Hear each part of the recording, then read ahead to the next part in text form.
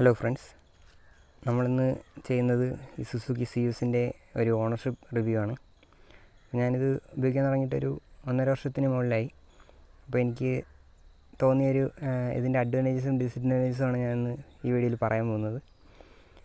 പിന്നെ ഈ വണ്ടിയുടെ വേറെ റിവ്യൂ ഒന്നും ഞാൻ നോക്കിയിട്ട് കണ്ടില്ല. യൂട്യൂബിൽ തന്നെ ഇതിൻ്റെ റിവ്യൂസ് കുറവാണ് ഇന്ത്യയിൽ.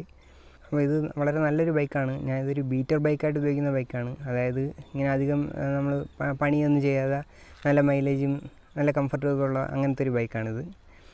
അപ്പോൾ നമുക്ക് ഇതിൻ്റെ റിവ്യൂവിലേക്ക് കിടക്കാം. അപ്പോൾ ആദ്യം തന്നെ ഇതിൻ്റെ അഡ്വാൻറ്റേജസ് പറയാം. ഒരു ബീറ്റർ ബൈക്ക് എന്ന് പറയുമ്പോൾ തന്നെ നമുക്ക് ആദ്യം വേണ്ടതെന്ന് വെച്ച് കഴിഞ്ഞാൽ അധികം മെയിൻ്റനൻസ് വരരുത്, പിന്നെ മൈലേജും നല്ല രീതിക്ക് വേണം. അപ്പോൾ ആ രണ്ട് കാര്യങ്ങളും ഈ വണ്ടിക്കുണ്ട്. പിന്നെ ഏറ്റവും ഒന്നാമത്തെ കാര്യം എന്ന് പറഞ്ഞാൽ ഇത് നമുക്ക് എടുക്കാൻ പറ്റുന്നൊരു വിലയാണ്. അപ്പോൾ ഇതിപ്പം അധികം കാണാനില്ലാത്തൊരു വണ്ടിയാണ്. 2006 മുതൽ 2012 വരെ മറ്റേ പ്രൊഡക്ഷനിലുണ്ടായിരുന്ന വണ്ടിയാണ്. അപ്പോൾ അന്നത്തെ ഇതിൻ്റെ കോമ്പറ്റീറ്റേഴ്സ് ഗ്ലാഡിയേറ്റർ, ഡിസ്കവർ അങ്ങനെയുള്ള വണ്ടികളൊക്കെ ആയിരുന്നു, ഹോണ്ട ഷൈൻ. അപ്പോൾ ഇപ്പം ഇത് നമുക്ക് വളരെ കുറഞ്ഞ വിലയിൽ എടുക്കാൻ പറ്റും. അപ്പോൾ ഞാൻ തന്നെ ഇത് ഒരു 10,000 രൂപയ്ക്ക് താഴെയാണ് എടുത്തത്. ഇത് 2009 മോഡൽ വണ്ടിയാണ്. അപ്പം ഒരു 125cc എഞ്ചിനെ വെച്ച് നോക്കുകയാണെങ്കിൽ ഇതിൻ്റെ പവർ വളരെ കുറവാണ്. 8.5 bhp എന്ന് പറയുമ്പോൾ ഗ്ലാഡിയേറ്ററിനൊക്കെ 11 bhp പവർ വരുന്നുണ്ട്. അപ്പം പവർ ഇതിന് കുറവായതുകൊണ്ട് തന്നെ ഇതിൻ്റെ എൻജിൻ ലൈഫ് വളരെ കൂടുതലാണ്. ഒരു ടൊയോട്ടയുടെയൊക്കെ ഒരു കൺസെപ്റ്റ് പോലെ പറയുകയാണെങ്കിൽ വലിയൊരു എൻജിനും അതിന് അധികം സ്ട്രെസ് ഇല്ലാതെ പ്രൊഡ്യൂസ് ചെയ്യാൻ പറ്റുന്നൊരു പവറും. അപ്പോൾ ആ ഒരു കൺസെപ്റ്റാണ് ഈ വണ്ടിയിൽ യൂസ് ചെയ്തിരിക്കുന്നതെന്നാണ് എനിക്ക് മനസ്സിലാക്കാൻ പറ്റുന്നത്. കാരണം ഇതിൻ്റെ എൻജിൻ ഭയങ്കര സ്ട്രോങ് ആണ്. 8.5 bhp എന്ന് പറയുമ്പോൾ ഒരു 125cc എൻജിനെ സംബന്ധിച്ചിടത്തോളം അധികം സ്ട്രെസ് ഇല്ലാതെ പ്രൊഡ്യൂസ് ചെയ്യാൻ പറ്റുന്ന ഒരു പവറാണ്. അതുകൊണ്ട് തന്നെ ഇതിൻ്റെ എൻജിൻ സൈഡിൽ നിന്ന് പണിയൊന്നും വരാൻ സാധ്യതയില്ല. ഭയങ്കര ലോങ് ലൈഫുള്ള എൻജിനാണ്. ഇതുപയോഗിച്ച 2-3 പേരോട് ഞാൻ സംസാരിച്ചിട്ടുണ്ട്. അപ്പം ആർക്കും ഈ വണ്ടിയെപ്പറ്റി അങ്ങനെ കുറ്റങ്ങളൊന്നും പറയാനുമില്ല. പിന്നെ രണ്ടാമത്തെ ഒരു അഡ്വാൻറ്റേജ് പറയുകയാണെങ്കിൽ ഇതിന് നല്ല ടോർക്കാണ്. എന്ന് പറഞ്ഞാൽ XTP എന്ന് പറയുന്നൊരു ടെക്നോളജി ഇതിന് ഉപയോഗിച്ചിട്ടുണ്ടെന്നാണ് പറയുന്നത്. എക്സ്ട്രാ ടോർക്ക് പെർഫോമൻസ് എന്നാണ് അതിന് പറയുന്നത്. ഇത് 5ാമത്തെ ഗിയറിൽ വേണമെങ്കിൽ ഒരു 20 സ്പീഡിലൊക്കെ ഓടിക്കാം ഫ്ലാറ്റ് റോഡിൽ. പിന്നെ കയറ്റം കയറുന്ന കാര്യമാണെങ്കിൽ തന്നെ നമുക്ക് മൊമെൻറ്റം ഉണ്ടെന്നുണ്ടെങ്കിൽ സാധാരണ വണ്ടി സെക്കൻഡിൽ കയറുന്ന കയറ്റം ഇതിൽ 3ഡിലോ 4ത്തിലോ ഒക്കെ കയറാൻ പറ്റും, മൊമെൻറ്റം ഉണ്ടെന്നുണ്ടെങ്കിൽ. അല്ല, സ്ലോ ആയി കഴിഞ്ഞാൽ 3ഡിലും 4ത്തിലൊന്നും വലിച്ച് കയറ്റാൻ പാടാണ്. എന്നാലും മൊമെൻറ്റം ഉണ്ടെങ്കിൽ നമുക്ക് അല്ലാതെ കയറി പോകാം. കാരണം ഇത് വലിയ ഗിയറിൽ ചെറിയ സ്പീഡിൽ ഓടാൻ ഇതിന് കുഴപ്പമൊന്നുമില്ല. അതാണ് ഇതിൻ്റെ രണ്ടാമത്തെ അഡ്വാൻറ്റേജ്, നല്ല ടോർക്കാണ്. പിന്നെ മൂന്നാമത്തെ അഡ്വാൻറ്റേജ് എന്ന് പറഞ്ഞാൽ ഞാൻ പറഞ്ഞതുപോലെ ഒരു ബീറ്റർ ബൈക്കിന് ഏറ്റവും അത്യാവശ്യം വേണ്ട ഒരു ഘടകം എന്ന് പറഞ്ഞാൽ മൈലേജാണ്. അപ്പോൾ അത് ഇതിന് നല്ല രീതിക്കുണ്ട്. നല്ല മൈലേജുള്ള വണ്ടിയാണ്. ഒരു 60 കിലോമീറ്റർ കംഫർട്ടബിളായിട്ട് നമുക്ക് മൈലേജ് കിട്ടും. കമ്പനി പറയുന്ന മൈലേജ് 65 കിലോമീറ്ററാണ്. നമ്മൾ വളരെ റിലാക്സ്ഡ് ആയിട്ട് ഒക്കെ ഓടിക്കുകയാണെങ്കിൽ നമുക്ക് 65 വേണമെങ്കിലും കിട്ടും. ഈ വണ്ടിക്ക് 70 കിട്ടുന്ന ആൾക്കാരും ഉണ്ട്. അപ്പോൾ എനിക്കത് 60-65 എന്തായാലും ഉറപ്പായിട്ടും കിട്ടുന്നുണ്ട്, നല്ല മൈലേജ് കിട്ടുന്നുണ്ട്. അതാണ് ഇതിൻ്റെ മൂന്നാമത്തെ ഒരു അഡ്വാൻറ്റേജ്. പിന്നെ ഇതിൻ്റെ ഒരു അടുത്ത അഡ്വാൻറ്റേജ് എന്ന് പറഞ്ഞാൽ ഇതിൻ്റെ സീറ്റ് ഭയങ്കര നല്ല വലിയ സീറ്റാണ്. എനിക്ക് സീറ്റ് കവർ അടിക്കാൻ പോയപ്പോഴത്തേക്ക് അവർ പറയുന്നത് ഞാൻ കേട്ടിട്ടുണ്ട്, വലിയ സീറ്റാണ് വിക്ടറിൻ്റെ കവർ എടുത്തിട്ടോളാൻ. അപ്പം വിക്ടറിൻ്റെ സീറ്റിനോടൊക്കെ കമ്പയറബിൾ ആയിട്ടുള്ള ഒരു വലിയ സീറ്റാണ്. അപ്പം 3 പേരിരുന്ന് പോകാനാണെങ്കിലും ശരി, അല്ലെങ്കിൽ നമുക്ക് ടൂർ ചെയ്യാനാണെങ്കിലും ശരി, എല്ലാം നല്ല കംഫർട്ടബിളാണ്. ലഗേജൊക്കെ വെച്ച് ടൂർ ചെയ്യാൻ കംഫർട്ടബിളാണ്. ഞാൻ ഇതിൻ്റെ OLX കണ്ടിട്ടുണ്ട്, ലഗേജ് വെക്കാനുള്ള വലിയ പെട്ടിയൊക്കെ വെച്ചിട്ടുള്ള സിയൂസ് ഞാൻ OLX കണ്ടിട്ടുണ്ട്. അപ്പം അതിനും ആൾക്കാർ യൂസ് ചെയ്യുന്ന വണ്ടിയാണ്, നല്ല കംഫർട്ടബിളാണ്. പിന്നെ ഇതിൻ്റെ ഒരു അടുത്ത അഡ്വാൻറ്റേജ് പറയുകയാണെങ്കിൽ ഇതിൻ്റെ ഫ്രണ്ട് സസ്പെൻഷൻ ഭയങ്കര സോഫ്റ്റാണ്. നല്ല അബ്സോർബൻ്റ് ആയിട്ടുള്ള സസ്പെൻഷനാണ്. ഒരു ചെറിയൊരു അഡ്വഞ്ചർ ബൈക്കിനോടൊക്കെ കമ്പയർ ചെയ്യാൻ പറ്റുന്ന, അങ്ങനത്തെ കുറച്ച് കടുത്ത് പോകും അങ്ങനെയൊക്കെ പറഞ്ഞാൽ, എന്നാലും നല്ല അബ്സോർബൻ്റാണ് സസ്പെൻഷൻ. RX ആണ് യൂസ് ചെയ്തുകൊണ്ടിരുന്ന സമയത്താണ് ഞാൻ ഈ വണ്ടി എടുത്തത്. അപ്പോഴത്തേക്ക് RX വെച്ച് കമ്പയർ ചെയ്യുമ്പോഴത്തേക്ക് RXൽ നമ്മൾ സ്പീഡ് കുറച്ച് പോവേണ്ട ചില ബാഡ് പാച്ചസ് ഓഫ് റോഡൊക്കെ ഇത് കുറച്ചുകൂടി ഈസി ആയിട്ട് ഹാൻഡിൽ ചെയ്യുന്നതായിട്ട് ആദ്യം ഇത് ഓടിച്ചപ്പോഴത്തേക്ക് തന്നെ ഫീൽ ചെയ്തായിരുന്നു. അപ്പോൾ അതാണ് ഇതിൻ്റെ ഒരു അടുത്തൊരു അഡ്വാൻറ്റേജ് ആയിട്ട് ഞാൻ പറയുന്നത്. നല്ല സസ്പെൻഷൻ നല്ല ഇതാണ്. ബാഡ് റോഡ്സൊക്കെ അത്യാവശ്യം നല്ല രീതിക്ക് ഹാൻഡിൽ ചെയ്യുന്നൊരു സസ്പെൻഷനാണ് ഈ വണ്ടിക്ക് കൊടുത്തിരിക്കുന്നത്. പിന്നെ ബാക്ക് സസ്പെൻഷനെ കുറിച്ച് പറയുകയാണെങ്കിൽ ബാക്ക് സസ്പെൻഷൻ കുറച്ച് സ്റ്റിഫാണ്. നമ്മുടെ ഇപ്പോഴത്തെ റോയൽ എൻഫീൽഡ് 100-നൊക്കെ എല്ലാവരും അതൊരു പോരായ്മയായിട്ട് പറയുന്നുണ്ട്, ബാക്ക് സസ്പെൻഷൻ സ്റ്റിഫാണെന്ന്. അപ്പോൾ ഇതും അങ്ങനെ തന്നെയാണ്. ബാക്ക് സസ്പെൻഷൻ സ്റ്റിഫാണ്, ഫ്രണ്ട് സോഫ്റ്റും ബാക്ക് സ്റ്റിഫുമാണ്. അപ്പോൾ അതിൻ്റെ ഒരു പോരായ്മയെന്ന് പറഞ്ഞു കഴിഞ്ഞാൽ നമ്മളൊരു ബമ്പ് ഫ്രണ്ട് ക്ലിയർ ചെയ്ത് പോയാലും ബാക്കിൽ നിന്ന് നമുക്ക് ആ ഒരു അടി വരും നല്ല സ്പീഡിലൊക്കെ ചെന്ന് ചാടുകയാണെങ്കിൽ. അപ്പോൾ അതിൻ്റെ ഒരു പോരായ്മ അതാണ്. പക്ഷേ അതിൻ്റെ ഒരു പോസിറ്റീവ് എന്ന് പറഞ്ഞു കഴിഞ്ഞാൽ നമ്മൾ ബാക്കിലൊരു പില്ലിയണിന് വെച്ച് റൈഡ് ചെയ്യുമ്പോഴത്തേക്ക് ഇതിൻ്റെ റൈഡ് ക്വാളിറ്റി ഡ്രാസ്റ്റിക്കായിട്ട് ഇമ്പ്രൂവ് ആവും. എന്ന് പറഞ്ഞാൽ പില്ലിയണിന് വയ്ക്കുമ്പോഴത്തേക്കും ഇതിൻ്റെ ബാക്ക് സസ്പെൻഷൻ്റെ സ്റ്റിഫ്നെസ് കുറഞ്ഞിട്ട് അത് നല്ല രീതിക്ക് നോർമൽ പോലെ വർക്കാവാൻ തുടങ്ങും. അപ്പോഴത്തേക്ക് പില്ലിയനെ വെച്ച് ടൂർ ചെയ്യാൻ നല്ല സുഖമാണ്. എന്ന് പറഞ്ഞാൽ നമ്മളൊരു പ്രോപ്പർ അഡ്വഞ്ചർ ബൈക്ക് GS310 ഒക്കെ G310 GS ഒക്കെ ഓടിക്കുമ്പോഴത്തേക്ക് നമ്മളൊരു ബോട്ടിൽ പോണത് ഒരു ഫീല് വരത്തില്ലേ? അപ്പോൾ അതേപോലെയാണ് ഒരു പില്ലിയണിനെ വെച്ചിട്ട് നമ്മൾ അത്യാവശ്യം വേവി ആയിട്ടുള്ള റോഡിലൂടെയൊക്കെ നല്ല സ്പീഡിലൊക്കെ ഓടിച്ച് പോകുമ്പോഴത്തേക്ക് ഇത് അങ്ങനത്തെ ഒരു ഫീലിംഗ് തരുന്നതായിട്ട് ഞാൻ നോട്ടീസ് ചെയ്തിട്ടുണ്ട്. എന്ന് പറഞ്ഞാൽ ബാക്ക് കിടന്ന് ഇങ്ങനെ സ്വേ ആവും. എന്ന് പറഞ്ഞാൽ ഒരു ബോട്ട് പോലെ, എന്ന് പറഞ്ഞാൽ നല്ല ട്രാവൽ ഉള്ളതുപോലെ ഫീൽ ചെയ്യും. അപ്പം സിംഗിളായിട്ട് പോകുമ്പോഴത്തേക്ക് ബാക്ക് സസ്പെൻഷൻ നല്ല സ്റ്റിഫാണ്. പക്ഷേ പില്ലിയണിനെ വെച്ച് റൈഡ് ചെയ്യുമ്പം ബാക്ക് സസ്പെൻഷൻ നല്ല സോഫ്റ്റ് ആവും, നല്ല രസമാണ്. പിന്നെ അതേപോലെ തന്നെ ഹാൻഡ്ലിങ്ങിനെ കുറിച്ച് പറയുകയാണെങ്കിൽ ഈ വണ്ടി എന്താ നല്ല ലോങ് വീൽ ബേസ് ഉള്ള വണ്ടിയാണ്. വീൽ ബേസ് എന്ന് പറഞ്ഞാൽ ഫ്രണ്ട് വീലിൻ്റെ മധ്യത്തിൽ നിന്നും ബാക്ക് വീലിൻ്റെ മധ്യം വരെയുള്ള ഈ ഡിസ്റ്റൻസാണ് വീൽ ബേസ്. അപ്പോൾ നല്ല ലോങ് വീൽ ബേസ് ഉള്ള വണ്ടിയാണ് യൂണിക്കോണിനെയൊക്കെ പോലെ. അതുകൊണ്ട് തന്നെ ഇതിൻ്റെ ഹൈ സ്പീഡ് സ്റ്റെബിലിറ്റിയും പിന്നെ ഇതിൻ്റെ മിഡ് കോർണർ സ്റ്റെബിലിറ്റിയൊക്കെ നല്ലതാണ്. എന്ന് പറഞ്ഞാൽ ഒരു 50-60 ആ ഒരു സ്പീഡിലൊക്കെ ഇത് നല്ല സ്റ്റേബിളാണ്. എന്ന് പറഞ്ഞാൽ റോക്ക് സോളിഡ് സ്റ്റെബിലിറ്റി എന്നൊക്കെ പറയുന്ന പോലെ നല്ല സ്റ്റേബിളായിട്ടുള്ളൊരു വണ്ടിയാണ്. പിന്നെ സ്റ്റേബിൾ ആയതുകൊണ്ട് തന്നെ നേരത്തെ ഞാൻ പറഞ്ഞ പോലെ ഞാൻ RX യൂസ് ചെയ്യുന്ന സമയത്താണ് ഇത് എടുത്തത്. അപ്പോൾ RX വെച്ച് കമ്പയർ ചെയ്യുമ്പോഴത്തേക്കും ഇത് കുറച്ച് ലെസ് അജൈലാണ്. എന്ന് പറഞ്ഞാൽ RX പെട്ടെന്ന് ഡയറക്ഷൻ ചേഞ്ച് ചെയ്യും, ഇത് ഡയറക്ഷൻ ചേഞ്ച് ചെയ്യാൻ കുറച്ച് സ്ലോവറാണ്. പക്ഷേ സ്റ്റെബിലിറ്റി ഇതിന് RXനേക്കാളും വളരെ കൂടുതലാണ്. എന്ന് പറഞ്ഞാൽ ഹൈ സ്പീഡ് സ്റ്റെബിലിറ്റി ആയാലും ശരി, മിഡ് കോർണർ സ്റ്റെബിലിറ്റി ആയാലും ശരി. അപ്പം അതാണ് ഇതിൻ്റെ അടുത്തൊരു അഡ്വാൻറ്റേജ് ആയിട്ട് ഞാൻ പറയുന്നത്. നല്ല റൈഡ് ക്വാളിറ്റിയാണ്, നല്ല ഹാൻഡ്ലിംഗ് ആണ്, നല്ല സ്റ്റെബിലിറ്റി ആണ് ഈ വണ്ടി. പിന്നെ അടുത്ത അഡ്വാൻറ്റേജ് എന്ന് പറഞ്ഞു കഴിഞ്ഞാൽ ഞാൻ ആദ്യം പറഞ്ഞതുപോലെ വളരെ ലോ മെയിൻ്റനൻസ് ആണ്. ഇത് ഒരു നാടൻ ഭാഷ പറയുകയാണെങ്കിൽ പട്ടിയെ പോലെ കിടന്ന് ഓടിക്കോളൂ. എന്ന് പറഞ്ഞാൽ നമ്മളൊന്നും ചെയ്യേണ്ട ആവശ്യമില്ല. ഓയിലിൻ്റെ ഇതിവിടെ ഉണ്ട്, ഓയിൽ ഉണ്ടോ ഇല്ലയെന്ന് നമ്മൾ ഇടയ്ക്ക് നോക്കണം. എന്നിട്ട് ഓയിൽ തീരുമ്പോഴത്തേക്കും ഓയിൽ ഒന്ന് ടോപ്പപ്പ് ചെയ്യുകയോ അല്ലെങ്കിൽ മാറുകയോ ചെയ്ത് കൊടുത്താൽ മാത്രം മതി. അല്ലാതെ വേറെ ഇതിന് പണിയൊന്നും ഇപ്പോൾ വരാറില്ല. ഒരു പണിയും വന്നിട്ടില്ലെന്നല്ല ഞാൻ പറയുന്നത്, പണി വന്നിട്ടുണ്ട്, അതിനെക്കുറിച്ച് ഞാൻ പറയാം. അപ്പം അതാണ് ഇതിൻ്റെ അവസാനത്തെ ഒരു അഡ്വാൻറ്റേജ്. പിന്നെ ഇതിൻ്റെ കുറച്ച് സ്പെഷ്യാലിറ്റീസും കൂടെ ഞാൻ പറയാം. അത് കഴിഞ്ഞിട്ട് നമുക്ക് ഇതിൻ്റെ ഡിസഡ്വാൻറ്റേജസിലോട്ട് കിടക്കാം. ഇതിൻ്റെ സ്പെഷ്യാലിറ്റീസ് എന്ന് പറഞ്ഞു കഴിഞ്ഞാൽ ഈ വണ്ടി ഇറങ്ങിക്കൊണ്ട സമയത്ത് 48,000 രൂപയായിരുന്നു ഇതിൻ്റെ പ്രൈസ്. ഇതിന് ഒരു 3-4 വേരിയൻസ് ഉണ്ടായിരുന്നു. ഇത് ടോപ്പ് വേരിയൻ്റാണ്. അതായത് disc brake, self start, alloy wheels ഇതെല്ലാം വരുന്നതാണ് ടോപ്പ് വേരിയൻറ്റ്. അതിനാണ് 48,000 രൂപ വില ഉണ്ടായിരുന്നത് ഷോറൂം പ്രൈസ്. അപ്പം ഇതിൻ്റെ കുറച്ച് സ്പെഷ്യാലിറ്റീസ് പറയുകയാണെങ്കിൽ ഇതിന് അലോയ് വീൽസ് ഉണ്ട്, ഡിസ്ക് ബ്രേക്സ് ഉണ്ട്, അതേപോലെ എൻജിൻ കിൽ സ്വിച്ച് ഉണ്ട്, പിന്നെ ടാക്കോമീറ്റർ ഉണ്ട്, പിന്നെ ഗിയർ ഇൻഡിക്കേറ്റർ ഉണ്ട്.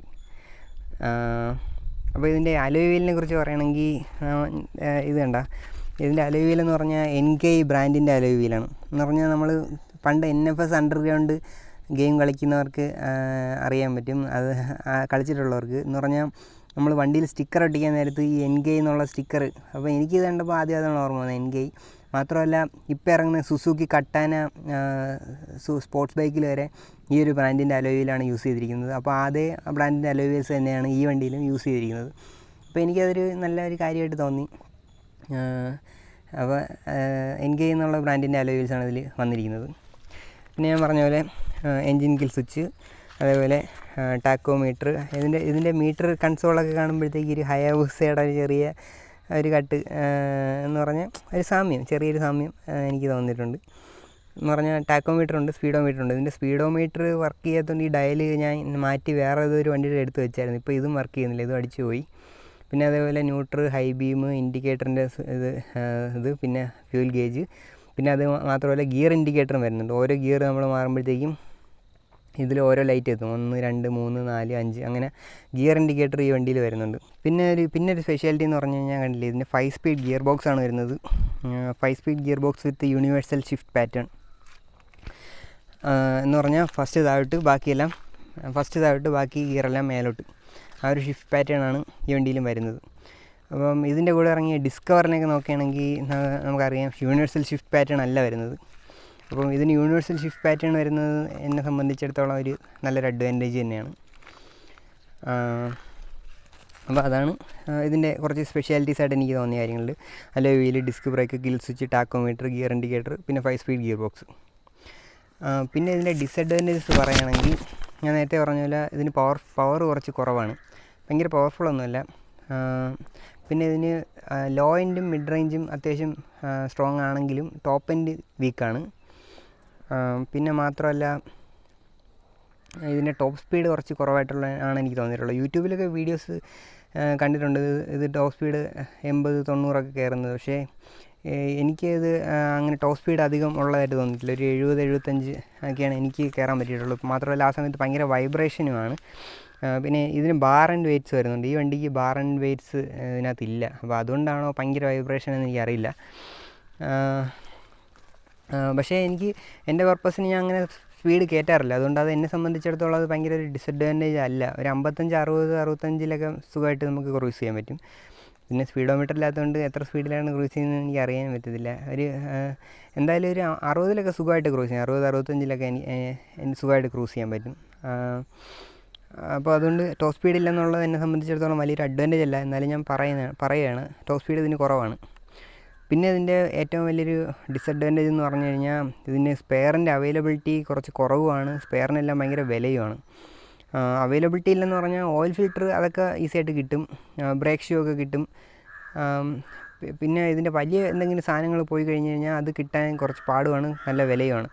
ഉദാഹരണത്തിന് പറയുകയാണെങ്കിൽ ഈ വണ്ടിക്ക് ഫ്രണ്ട് ബ്രേക്കില്ല. ഇതിൻ്റെ കാലിപ്പറിൻ്റെ വിലയെന്ന് പറഞ്ഞാൽ കാലിപ്പറും അതിൻ്റെ ഹോസും എല്ലാം കൂടി 2600 രൂപയാണ് വില. മാത്രമല്ല അത് ഷോറൂമിലൊന്നും അവൈലബിളും അല്ല. നമ്മൾ അഡ്വാൻസ് ക്യാഷ് അടച്ചിട്ട് അവർ വരുത്തി തരികയാണ് ചെയ്യുന്നത്. അതേപോലെ തന്നെ എനിക്ക് ഇത് വണ്ടി എടുത്ത സമയത്ത് എനിക്ക് പ്രോബ്ലം ഫേസ് ചെയ്തതെന്ന് പറഞ്ഞാൽ ഒരു തവണ ഇത് സിഗ്നൽ വെച്ച് ഓഫായിപ്പോയി. പിന്നെ എത്ര സെൽഫ് അടിച്ചിട്ടും കിക്കർ അടിച്ചിട്ടും സ്റ്റാർട്ടാവുന്നില്ല. അപ്പം ഞാനൊരു തള്ളിയൊരു വർക്ക്ഷോപ്പിൽ കൊണ്ടുപോയപ്പോഴത്തേക്ക് അവർ ചെക്ക് ചെയ്തിട്ട് പറഞ്ഞ് CD യൂണിറ്റ് പോയതാണെന്ന്.